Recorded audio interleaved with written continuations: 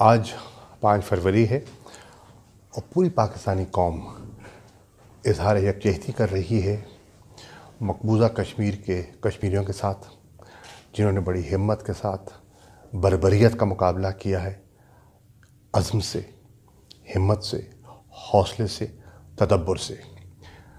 مجھے آج بہت خوشی ہوتی، آج حریت کی قیادت آزاد ہوتی، آج ان کے پاسپورٹ ضبط نہ ہوتے، آج انہیں اظہار کا موقع ملتا، آج وہاں سنگینوں کے نیچے لوگ آزادی کے نعرے نہ لگا رہے ہوتے۔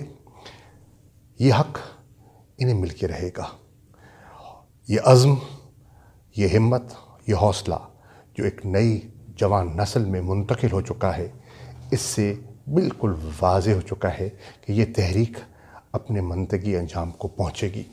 پاکستان کا بچہ بچہ، پاکستان کا ہر ادارہ، پاکستان کا ہر دانشور، ہر آدمی جو لکھ سکتا ہے، جس کے ہاتھ میں قلم ہے، وہ کشمیریوں کے ساتھ ہے۔